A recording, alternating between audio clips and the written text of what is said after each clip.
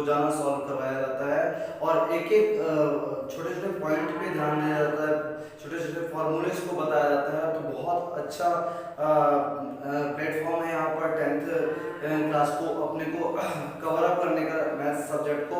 और इस चैनल का उद्देश्य यही है कि अभी कोरोना काल में जहाँ पर सारे स्कूलें बंद है, सारे कोचिंग्स बंद है, तो यहाँ पर दूरस्थ जो दूर में रहने वाले छात्र हैं जिनको ना ट्यूशन मिल पाता है और ना ही स्कूल जा पाते हैं, तो उनके लिए ये काफ़ी अच्छा प्लेटफॉर्म है। यहाँ पर आप रोजाना वीडियोस को देखकर सीख सकते हैं। यहाँ पर क्रम से एक एक प्रश्नावलियों को, एक एक एक्सरसाइज को सॉल्व करवाया जाता है, जिससे आपको कोई प्रॉब्लम ना हो। अगर फिर भी कोई प्रॉब्लम होती है तो आप मुझे कमेंट बॉक्स में, कमेंट सेक्शन में जाकर कमेंट्स करके उस चीज़ को पूछ सकते हैं। मैं ज़रूर आपके आंसर को दूंगा और हर डाउट को क्लियर कर दूंगा।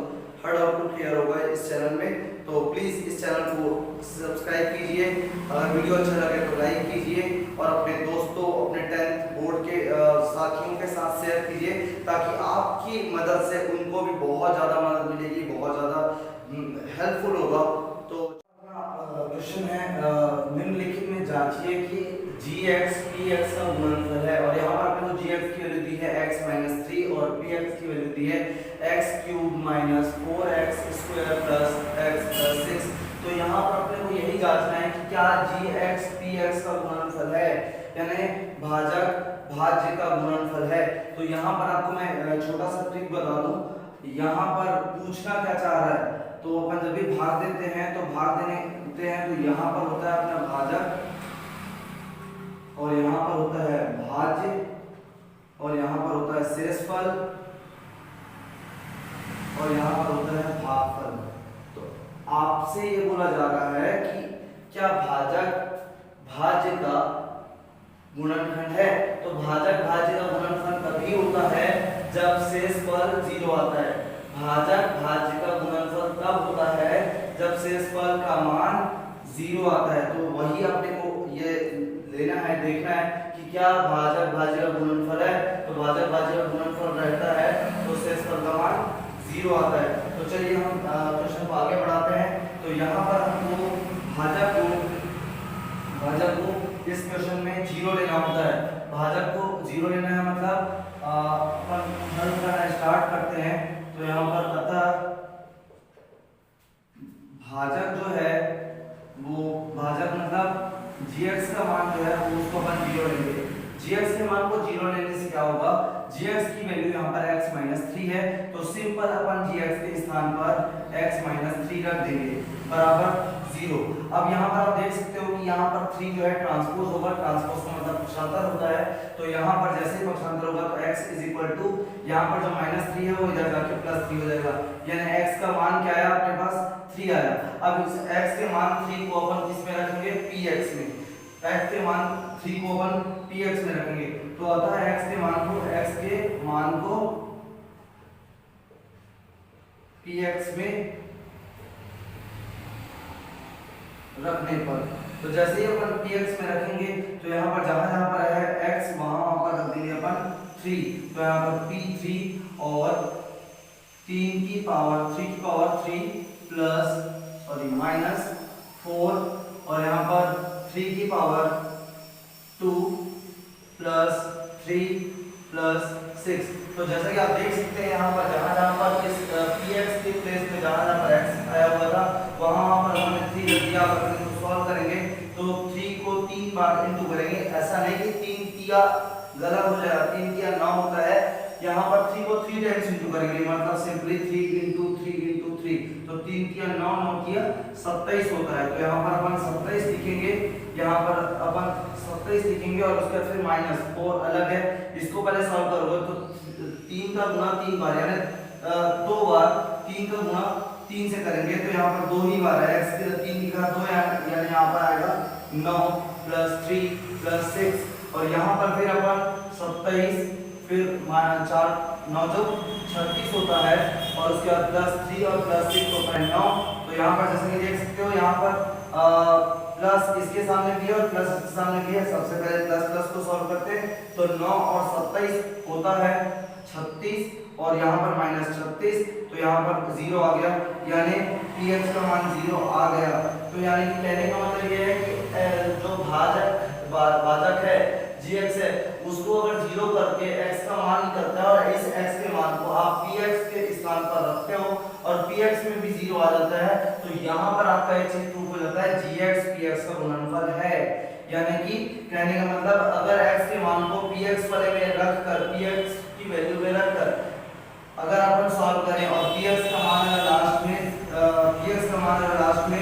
0 आ जाए, तो इसका मतलब ये हुआ कि gx px का गुणनफल है। बहुत सिंपल है। अब आप हर क्वेश्चन को वैसे ही कर सकते हो, पहले gx के मान को 0 के बराबर लेना और उसके बाद फिर gx का मान यहाँ पर रखना, जो नंबर वाला होगा, नंबर वाला टर्म्स होगा, संख्यात्मक पद होगा, उसको उधर भेज देना। उससे क्या होगा, साइन चेंज होगा, यहाँ पर x की वैल्यू निकल जाएगी और उसके बाद फिर इस x के मान को px में यानी कि इस px के स्थान पर रख देना और यहाँ पर अगर कहीं 0 आता है तो gx px का गुणनफल है। अगर नहीं आता है 0, कोई भी नंबर आता है, चाहे वो पॉजिटिव हो, नेगेटिव हो या कुछ भी हो, बढ़ते वाली संख्या हो, तो ये समझ लेना कि gx px का गुणनफल नहीं है। चलिए हम देखते हैं नेक्स्ट क्वेश्चन।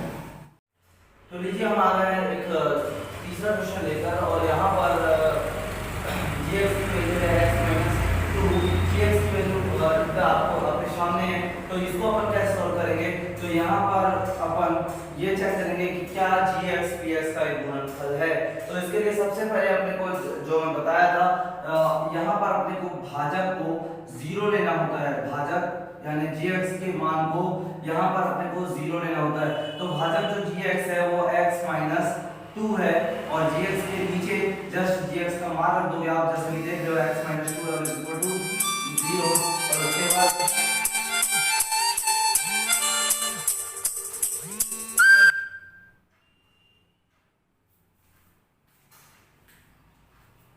x - 2 है और उसके बाद फिर x के मान को यहाँ पर निकालेंगे तो x = 2 हो जाएगा और इस मान को x के इस मान को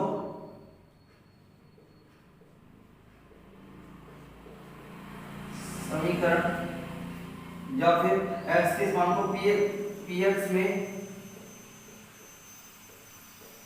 रखने पर, तो जैसा कि हम px में रखेंगे तो यहाँ पर x का मान 2 निकल के आया है और अपन p के जहां पर x है, p पर जहां पर x है, x की घात 4, x की घात 3 और माइनस x की घात 2 माइनस x और -2, तो यहाँ पर आप देख सकते हो जहां जहां पर x है वहां पर आपको x के इस मान जो अपन निकाले हैं 2 इसको रखना पड़ेगा। तो यहाँ पर अपन p और 2 रखते हैं और यहाँ पर 2 की पावर 4 हो जाएगा, यहाँ पर 2 की पावर 3 हो जाएगा, यहाँ पर 2 की पावर 2 होगा, -2 होगा और -2 होगा। तो आप जैसे देख सकते हो जहां जहां पर x था वहां पर मैंने 2 रख दिया है।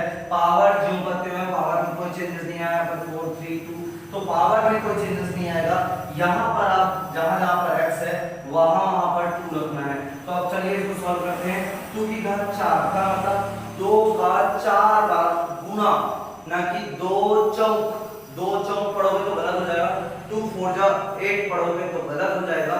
यहाँ पर 2 की पावर 4 है, मतलब 2 × 2 × 2 × 2, ठीक है। तो यहाँ पर 2 × 2 × 2 × 2 क्या होता है, 16 होता है। और फिर 2 की पावर 3, 2 की पावर 3 मतलब 2 का 3 बार गुना, तो यहाँ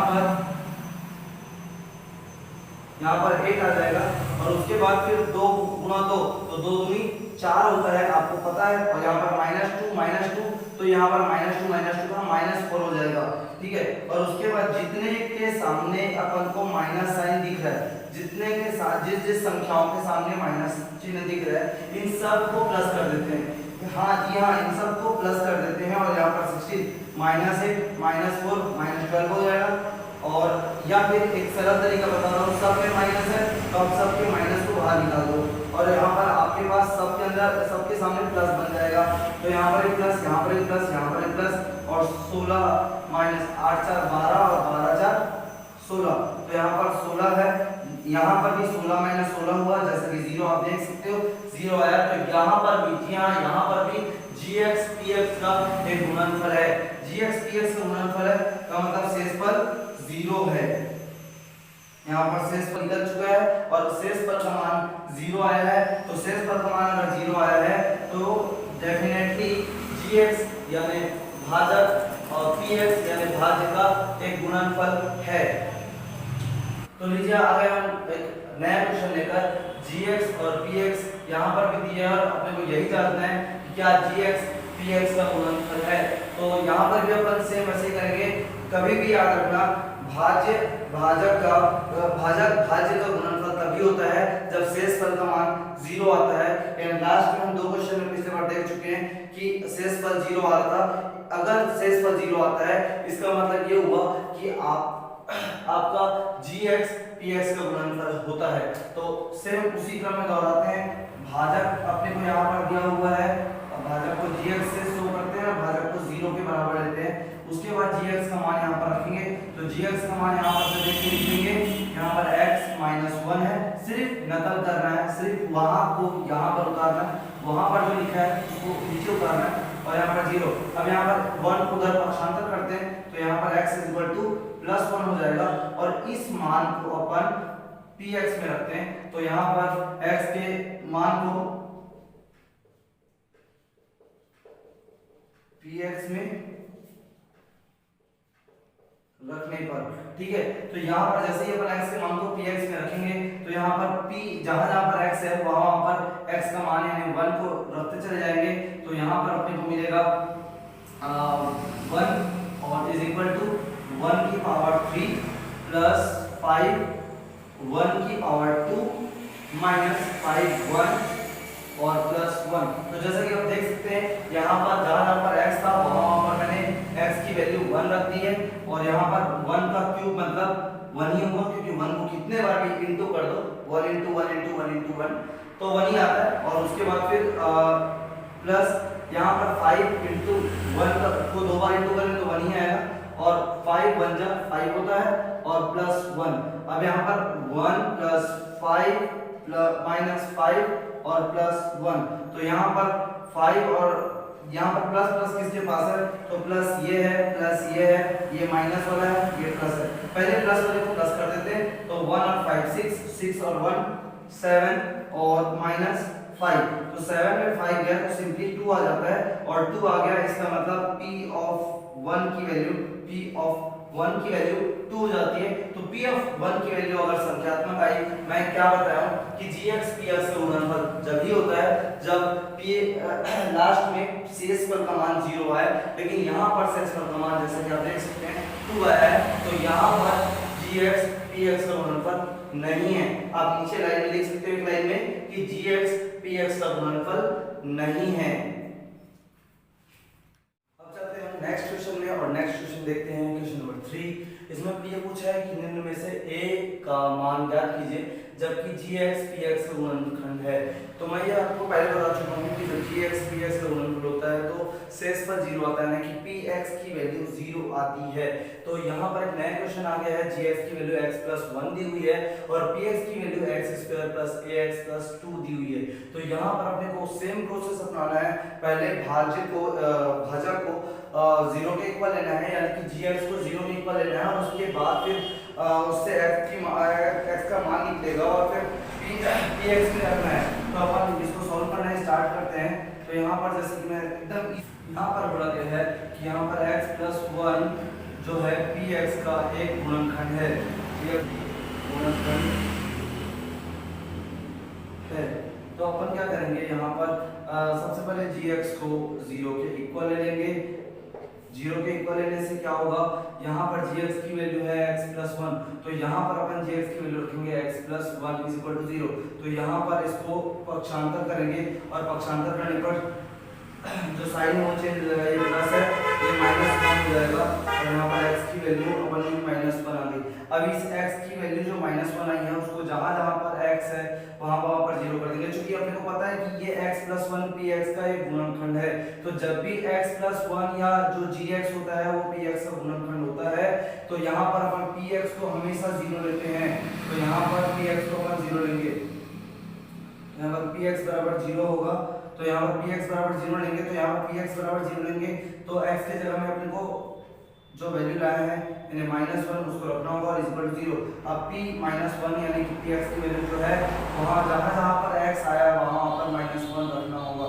तो यहाँ पर x की पावर 2 है, तो यहाँ पर -1 की पावर 2 हो जाएगी और उसका प्लस a यहाँ पर -1 क्योंकि x की जगह -1 प्लस 2 इक्वल 0। अब यहाँ पर -1 की पावर 2 है, मतलब यहाँ पर प्लस 1 हो जाएगा और ये प्लस माइनस का माइनस हो जाएगा a और प्लस 2 इक्वल टू 0। अब यहाँ पर 1 और 2 यहाँ पर टोटल, क्योंकि 1 के सामने प्लस है और 2 के सामने भी प्लस है, तो यहाँ पर टोटल हो जाएगा 3 माइनस a इक्वल टू 0। तो यहाँ पर 3 उधर भेजेंगे तो यहाँ पर a इक्वल टू 3 आ जाएगा। तो a की वैल्यू अपनी आई 3, यही अपने को निकालना था कि a का मान क्या होगा, तो a का मान है 3 आएगा। तो इस प्रकार ये क्वेश्चन सॉल्व होगा। ठीक है, इसी प्रकार देखते हैं हम नेक्स्ट क्वेश्चन। तो नेक्स्ट क्वेश्चन में आते हैं, यहाँ पर ये क्वेश्चन नंबर 2 है। तो क्वेश्चन नंबर 2 में सेम इसी तरह से करना है अपने को। यहाँ पर x-1 ये हल होगा आपका। तो x-1 जो है वो px यानी कि जो px आपको दिया है उसका एक गुणनखंड है। तो जब भी जो gx होता है वो px का एक गुणनखंड होता है, तो वहां पर अपन क्या करते हैं, एक गुणनखंड है। तो यहाँ पर इस पोजीशन पे अपन क्या करते हैं, जो gx होता है उसको 0 के बराबर लेते हैं। gx को 0 के बराबर लेने से क्या होता है कि gx का मान यहाँ पर gx की जगह में रख देते हैं। तो यहाँ पर x-1 है gx का मान और इज इक्वल टू 0। अब यहाँ पर 1 को उधर पक्षांतर करेंगे, तो यहाँ पर 1 को पक्षांतर करने पर x इज इक्वल टू +1 आएगा। अब इस मान को अपने को px वाले में रखना है, px के जो व्यंजक दिया है उसमें रखना हम। यहाँ पर x की वैल्यू 1 आ चुकी है और अब अपने को ये निकालना है कि जब ये क्वेश्चन में पहले ही दे दिया है कि x-1 px का एक गुणनफल है, ये अपने को दिया है। तो इस कंडीशन में जो px होता है उसका मान 0 के बराबर होता है। तो px की यहाँ पर वैल्यू रखेंगे, तो px की वैल्यू क्या होगी, तो px की वैल्यू होगी ax² माइनस 5x + 3 बराबर 0। तो यहाँ पर अपन जहाँ पर x आया वहाँ पर x की वैल्यू पुट अप करेंगे, तो यहाँ पर +1 का स्क्वायर करेंगे -5 1 और +3 इज इक्वल टू 0। अब देखिए 1 का स्क्वायर कितने बार भी करो 1 ही आएगा, तो यहाँ पर a लिख देते हैं और 5 1 जा 5 आएगा और फिर +3 आएगा इज इक्वल टू 0।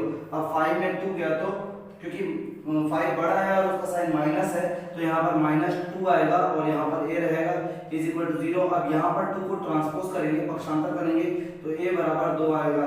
तो इस प्रकार ये a की वैल्यू 2 आ गई है। अपने को यहाँ पर ये दिया हुआ था कि जो भाजक है वो भाज्य का एक गुणनखंड है। तो भाजक जब भी भाज्य का गुणनखंड होता है, ये इसकी कंडीशन होती है कि px का मान भाजक भाज्य का गुणनखंड होता है। तो px की वैल्यू हमेशा 0 के बराबर होती है और इसी फॉर्मूले से अपन px को 0 के बराबर करेंगे, फिर px का मान रखेंगे और जहाँ जहाँ पर x है वहाँ पर इस x के मान यानी कि 1 को अपन यहाँ पर रख देंगे, तो यहाँ पर आसानी से अपना सॉल्व होकर a इज इक्वल टू 2 आ जाएगा। तो लीजिए आ गए यहाँ पर नेक्स्ट क्वेश्चन। और नए क्वेश्चन में यहाँ पर gx की वैल्यू x + 2 है और px की वैल्यू 2x² + 6x + a है। यहाँ पर भी अपने को a का मान ही ज्ञात करना है, a का मान ज्ञात कीजिए, जबकि gx px का गुणनखंड है। तो जब भी gx px का गुणनखंड होता है तो आपको हमेशा याद रखना है कि px को 0 के बराबर लेना है, क्योंकि px यानी शेषफल और शेषफल 0 के बराबर होता है। जब भी gx px का गुणनखंड होता है तो अपने को px को 0 के बराबर लेना है। तो चलिए हम px को 0 के बराबर लेते हैं, लेकिन रुको px को 0 के बराबर लेने से पहले gx को भी 0 के बराबर लेना पड़ेगा, क्योंकि gx को 0 के इक्वल लेंगे, भाजक को 0 के बराबर लेंगे तो x का मान निकलेगा। तो पहले अपन जी एक्स को 0 के इक्वल लेते हैं, भाजक को 0 के इक्वल लेते हैं, तो भाजक बराबर भाजक जी एक्स को 0 के इक्वल लेंगे। इससे क्या होगा कि इससे ये होगा जी एक्स का मान यहाँ पर रखेंगे x plus 2 is equal to 0। तो यहाँ पर आप 2 को ट्रांसपोज करोगे तो यहाँ पर x बराबर -2 हो जाएगा। ये मान को अपन को px में रखना है। अब px में रखने से पहले अपने को ये वाली लाइन लिखनी है कि gx px के का एक गुणनखंड है, तभी तो अपन px को 0 के बराबर ले पाएंगे। तो यहाँ पर gx px के का एक गुणनखंड है। जब ये लाइन कहीं लिखी होती है तो हमेशा याद रखना कि px का मान 0 होता है। जब px को 0 के बराबर करते हैं तो px का मान भी रखते हैं। px का मान है 2x square plus 6x plus a is equal to 0। अब यहाँ पर जहां जहां पर x है वहां पर x का ये मान आपको रखना है। तो यहाँ पर x का मान है -2, तो यहाँ पर 2 -2 की power 2 plus 6 -2 plus a is equal to 0। तो यहाँ पर आप -2 की पावर 2 -2 की पावर 2 का मतलब ये होता है कि -2 का 2 टाइम्स इनटू, तो -2 इंटू -2 इज इक्वल टू +4 होता है। ठीक है, तो यहाँ पर आपने को +4 लिखना है, प्लस प्लस माइनस का माइनस, तो यहाँ पर -6 टू जा 12 होगा और प्लस a होगा इज इक्वल टू 0। अब आप 4 टू जा 8 minus 12 plus a is equal to 0। अब यहाँ पर 8 माइनस 12 का मतलब होता है 8 में 12 को घटाना है, लेकिन 8 में 12 तो घट नहीं सकता, 12 में 8 घटेगा। तो 12 में जब 8 घटेगा तो यहाँ पर 4 आता है, लेकिन 4 आएगा, लेकिन चिन्ह बढ़ेगा रहता है। तो 8 बड़ा है कि 12 बड़ा है, तो डेफिनेटली 12 बड़ा है। 12 का चिन्ह माइनस है, तो यहाँ पर माइनस होगा is equal to a plus a is equal to 0। अब यहाँ पर अपन 4 को उधर ट्रांसपोज कर देंगे, तो मैं यहाँ पर बना देता हूँ a इज इक्वल टू, आपको 4 को उधर ले जाना है, 4 अभी प्लस में है, माइनस में है, उधर जाके प्लस में हो जाएगा, तो a इज इक्वल टू 4 आएगा, यही अपना a का मान आ जाएगा। तो इस प्रकार लिखते हैं। कभी भी आप याद रखो कि gx px का एक गुणनखंड दिया है, इसका मतलब जो शेषफल है वो हमेशा 0 होता है, px का मान हमेशा 0 होता है। तो बहुत इजी तरीके से आप सॉल्व कर सकते हो। इस टाइप का क्वेश्चन आएगा तो पहले दो चीज याद रखना, एक तो gx को पहले 0 के बराबर कर देना, gx का मान जैसे ही 0 के बराबर करोगे तो x का मान निकल जाएगा। x का मान निकलने के बाद ये लाइन आपको लिखनी है कि gx px का एक गुणनखंड है। इससे क्या होता है कि इससे px को आप आसानी से 0 के बराबर कर सकते हो। फिर जहां जहां पर px के मान में x है, जैसे 1 2 और यहाँ पर 3, इस तीनों जगह में आप वो x के मान को रख दोगे और फिर आसानी से सॉल्व करते हुए आओगे और पक्षांतर रख के a का मान ले आओगे। तो इतनी आसानी से इसको सॉल्व किया जा सकता है, बिल्कुल आसान है।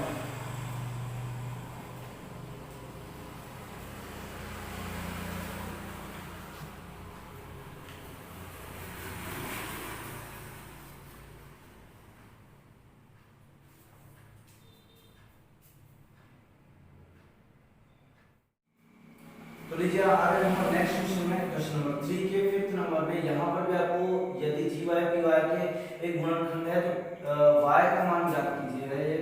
ये y का मान ज्ञात कीजिए। तो y का मान ज्ञात करने के लिए आपके पास gy और py दो वैल्यू दी हुई है। ये भी सेम टू सेम उसी पिछले क्वेश्चन के जैसे यहाँ पर भी अपन सबसे पहले भाजक को 0 के बराबर करेंगे। तो यहाँ पर भाजक जब 0 के बराबर होगा यानी gy की वैल्यू 0 के इक्वल होगी, तो यहाँ पर अपने को gy की वैल्यू रखनी है। ऐसा अपन इसलिए रखते हैं क्योंकि मैं आपको कारण बता चुका हूँ। अपने को सबसे पहले y का मान निकालना होता है और y का मान निकालने के लिए इसको पक्षांतर करते हैं, तो यहाँ पर -5 आ जाएगा। ये जो y का मान निकला है और ये y का मान निकलने के बाद अपने को जैसे कि प्रश्न में पहले बता दिया कि gy py का एक गुणनखंड है। gy py यानी कि भाजक जो है भाज्य का एक गुणनखंड है। भाजक और भाज्य का गुणनखंड तभी होता है जब शेषफल का मान 0 होता है। तो यहाँ पर अपन शेषफल के मान को 0 करेंगे, लेकिन उससे पहले अपन ये बता देंगे कि gy py का गुणनखंड है, है। तो इससे क्या होगा कि पी वाई का मान हमेशा 0 होता है जब जी वाई पी वाई का गुणनखंड होता है। तो यहाँ पर अपन पी वाई का मान रखेंगे वाई का स्क्वायर माइनस 2y और plus A is equal to 0।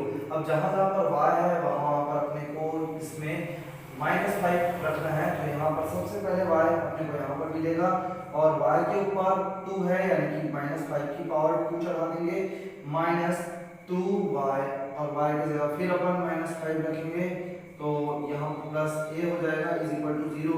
अब यहाँ पर अपन धीरे धीरे सॉल्व करेंगे -5 इंटू -5 इज इक्वल टू 25 होता है। माइनस माइनस का प्लस हो जाता है। तो यहाँ पर अपन को 25 रखना है। फिर ये माइनस मिलके प्लस बन गया है 2 5 जा 10 हो गया plus a is equal to 0 हो जाएगा। उसके बाद 25 एंड 10 इज इक्वल टू 35 होता है और plus a is equal to 0। अब यहाँ पर अपन 35 को उधर ट्रांसपोज कर देंगे तो a की वैल्यू अपने पास -35 मिल जाएगी। तो यहाँ पर a की वैल्यू जैसे कि -35 निकल चुकी है। तो अपन बहुत इजीली बहुत आसानी से अपन इसको निकालिए, इसी प्रकार आप निकाल सकते हैं। तो लीजिए अगर हम अगले क्वेश्चन को लेकर इसमें ये बोला गया है चौथे नंबर क्वेश्चन में कि जब किसी बहुपद को fx को बहुपद है, ये बहुपद का मतलब बहुत सारे पदों का समूह, तो बहुपद fx को x² - 9 से भाग दिया जाता है तब x + 2 शेषफल है। जब इसी बहुपद को x - 3 से भाग दिया जाए तो शेषफल क्या होगा। तो अपने को ये निकालना है कि जब इसी बहुपद को यानी कौन से बहुपद को fx बहुपद को x - 3 से भाग दिया जाए, x - 3 से डिवाइड किया जाए तो शेषफल क्या होगा। तो शेषफल लाने के लिए सबसे पहले अपने को एक ही काम करना है कि जो gx होता है, जो भाजक होता है, उसको 0 के बराबर करते हैं और उससे क्या होता है x का मान निकलता है और उसको फिर px में पुट अप करते हैं। तो सेम प्रोसेस यहाँ पर भी अपनाना है। यहाँ पर अपने को सॉल्यूशन लिखना है, हल लिखना है और उसके बाद सबसे पहले अपन को भाजक को 0 के बराबर करना पड़ेगा। भाजक बराबर 0। अब यहाँ पर भाजक कौन है, तो भाजक x - 3 है। यहाँ पर आपको भाजक को 3 = 0।